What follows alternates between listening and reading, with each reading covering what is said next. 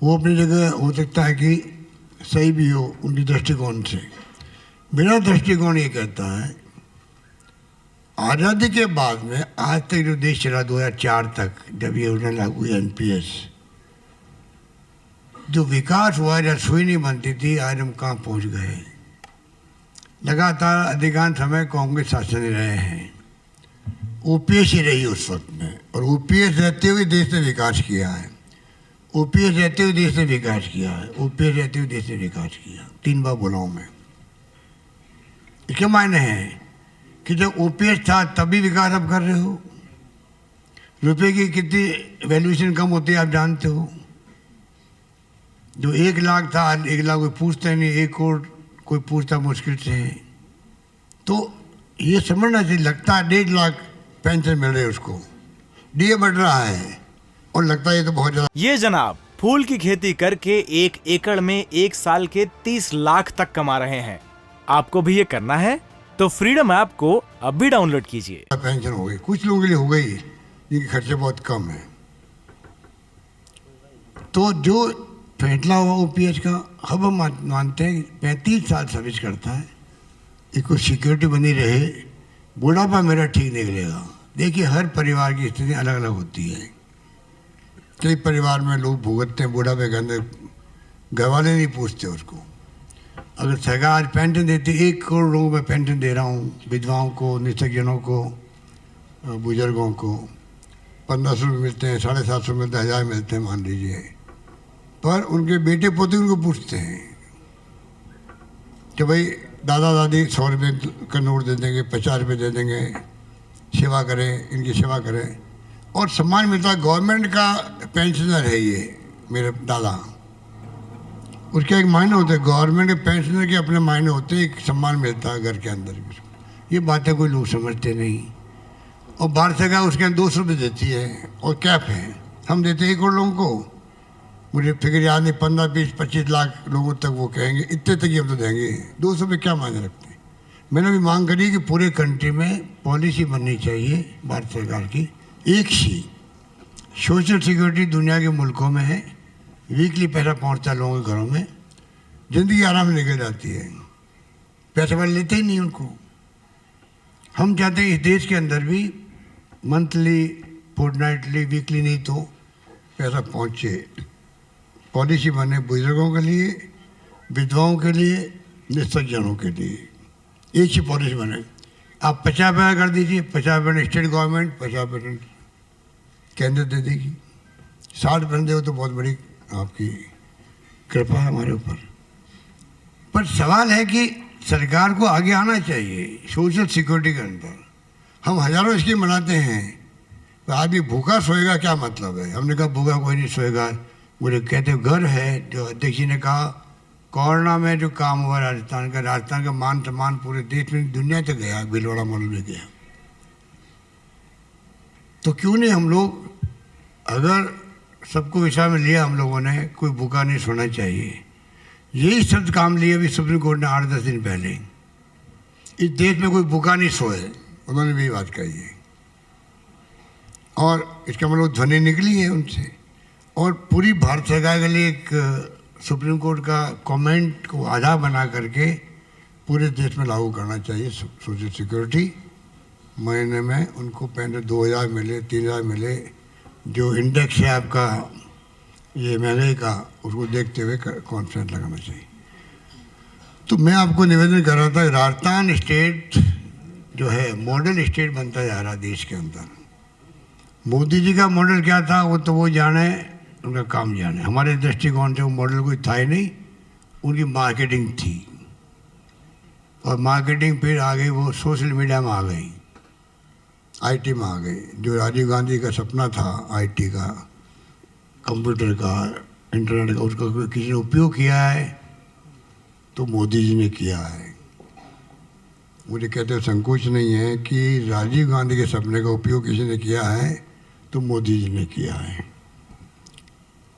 क्योंकि पैसे की कमी उस वक्त भी नहीं थी। जब प्रधानमंत्री नहीं बने तब भी उनकी पार्टी में कोई रिसोर्स की कमी नहीं थी। बड़े बड़े उद्योगपति जिनके नाम लेते रहते हैं राहुल जी, कोई कमी नहीं रखी। इसलिए जम कर के उन्होंने हजारों बंदों को बैठा दिया सोशल मीडिया में, और जिस रूप में उन्होंने कैंपेन चलाया वो तो एक पूरी हिस्ट्री है, किताब लिखने वाली बात। तो कहने का मतलब कि वो ये हो गया। पर मैं आपको कह सकता हूँ, अगर कोई पत्रकार, लेखक या साहित्यकार जो जेलों में जाते हैं आजकल, अगर आप सच लिख दो, आलोचना कर दो सरकार की, तो आप बता दीजिए आप देशद्रोही हो, राजद्रोही हो।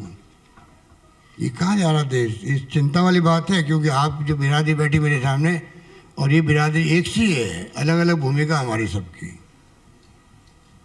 भूमिका अलग अलग हो सकती है, चाहे एजुकेटिव हो, चाहे जुडिशरी हो, चाहे लेजिस्लेटिव हो, सबकी भूमिका अलग हो सकती है, चौथे स्तंभ की भूमिका अलग हो सकती है, परंतु सब संविधान की रक्षा हो, इसमें सब एक मत है देश के अंदर। आज संविधान की रक्षा हो रही है क्या?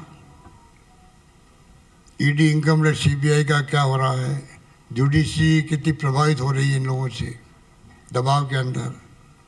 Election commission of India Himachal के चुनाव अलग करवाएगा और गुजरात चुनाव अलग करवाएगा। क्यों करवाएगा? तो कहने का मतलब कि देश बहुत बड़े संकट के दौर से गुजर रहा है। वो संकट वो नहीं है कि सीमा पे युद्ध चल रहा हो और संकट में हम घिरे हुए हो। ये संकट उससे खतरनाक है, उसमें हमारे बहादुर सैनिक मुकाबला कर लेंगे, इतना सक्षम देश हो चुका है। ये संकट जो है ये देश को खोखला कर देगा। इसकी चिंता राहुल गांधी को है। हमारे संस्कार, हमारी संस्कृति, हमारी परंपराएं, जो संविधान के मूल आधार है, वो संकट में है आज। ये लोग समझ नहीं पा रहे हैं। कोई धर्म के नाम पे बात कर लो, नारे लगा दो। गौ माता की बात अभी अध्यक्ष ने कही आपको, हिंदुस्तान में पहली सगा मेरी थी पिछली बार सेकंड टर्म में, मैंने गौ सेवा के लिए अलग विभाग बना दिया। मैंने बनाया डायरेक्टरेट, वसुंधरा जी नाम लिख दिया, उसका विभाग तय किया। आज 9 महीने का हम दे रहे हैं गौशाला अनुदान, इतने खुश है गौशाला वाले, पर हम मार्केटिंग नहीं करते वोटों के लिए। हम मार्केटिंग नहीं कर रहे, वरना हम तो उनसे ज़्यादा काम कर रहे हैं गौशाला के लिए। तो फर्क इतना ही है कि हमारी जो रास्ता है, कल भी राहुल गांधी जी ने कहा था, कांग्रेस का रास्ता जो प्रिंसिपल पॉलिसी प्रोग्राम, हमारे लिए वो ज़्यादा मायने रखता है। संविधान की रक्षा करना मायने रखता है, लोकतंत्र मजबूत रहे ये मायने रखता है। वो लोग जो उल्टा चल रहे हैं वो उनको मुबारक है, असत्य बोलते हैं। अभी मैं गया प्रदर्शन में, एक खड़ा व्यक्ति मिला, अध्यक्ष जी सब साथ थे आप लोग, 6 लाख का कर्जा माफ हुआ, 6-8 लाख का कर्जा माफ हुआ उसका, और झूठ बोलते हैं वो लोग, कर्जा माफ ही नहीं किया राजस्थान में। इतने झूठे लोग हैं ये लोग, इतने झूठे लोग हैं कि आप झूठ क्यों बोलते हो? राजनीति में हो, अपनी विचारधारा से बात करो। झगड़ा हमारे कोई दुश्मनी है क्या पर्सन आपसे कोई? पर झूठ बोल के राजनीति कर रहे। कर्जा माफ नहीं किया, यूपी में कर्जा माफ हुआ पता आपको? 1 लाख का सिर्फ, चाहे कोऑपरेटिव था और चाहे वो नेशनल बैंक का था। हमारे यहाँ कर्जा अनलिमिटेड माफ हुआ है, कोऑपरेटिव बैंकों का, भूमि विकास बैंक का। लोगों की जो जमीनें रखी हुई थी रहन, वो सब छूट गई। हाँ, राष्ट्रीयकृत बैंकों का कर्जा माफ हम अभी तक नहीं कर पा रहे, क्योंकि हमें कॉपरेट नहीं कर रहा है भारत सरकार। उनका हमने कहा है जो किसानों का हिस्सा आएगा हम देंगे आपको। वन टाइम सेटलमेंट करने में दिक्कत क्या आ रही है आपको? आप कल राहुल गांधी जी बोल रहे थे, सब जगह बोलते हैं 500 करोड़, 1000 करोड़, 5000 करोड़ के कर्जे माफ होते हैं वन टाइम सेटलमेंट के आधार पर। एनपीए, वो कर्जा एनपीए, नॉन परफॉर्मिंग एसेट है। और किसान का कर्जा माफ है, कर्जा है बेचारे को, ये डिफॉल्टर है, मतलब दोषी है। डिफॉल्टर के मतलब हिंदी में क्या हो समझ सकते हो आप? वो डिफॉल्टर कहलाता है, वो एनपीए कहलाता है। यहाँ ही भेदभाव होता है, यहाँ भी भेदभाव है सोच के अंदर भी। कितने करोड़ों अरबों के कर्जे डूब रहे हैं, मुझे तो पता नहीं आंकड़े, लाखों करोड़ों के कर्जे डूब रहे हैं। एनपीए होता है हर बार। और यहाँ कर्जा कितना है? हमने 14,000 करोड़ का कर्जा माफ किया अभी, वो भी 6,000 करोड़ तो वसुंधरा जी के वक्त का था। और 22 लाख लोगों का कर्जा माफ हुआ है। और उनको देख लीजिए, 14,000 में 22 लाख को फायदा मिला। वहाँ 14,000 करोड़ कर्जे क्या हो, तो बड़े बड़े इंडस्ट्रियल वैसे हुए थे माफ। तो कहने का मतलब ये जो स्थिति हैं बहुत ही नाजुक है। मैं आपको ये कहना चाहूँगा कि महंगाई जो है उसकी मार हम कम करना चाहते हैं। जितनी स्कीम लेके आ रहे हैं हम लोग, चाहे वो मेडिकल की हो, चाहे वो अन्य योजना जितनी भी है, किसानों को हमने दे रहे हैं। और किसानों को 8 लाख और बाकी मिला के 38 लाख, मिला के 46 लाख होते हैं करीब। 46 लाख उपभोक्ताओं के आज 0 बिल आ रहे हैं, निःशुल्क बिजली मिल रहे हैं उनको उपभोक्ता। ये जनाब फूल की खेती करके 1 एकड़ में 1 साल के 30 लाख तक कमा रहे हैं। आपको भी ये करना है तो फ्रीडम ऐप को अब भी डाउनलोड कीजिए।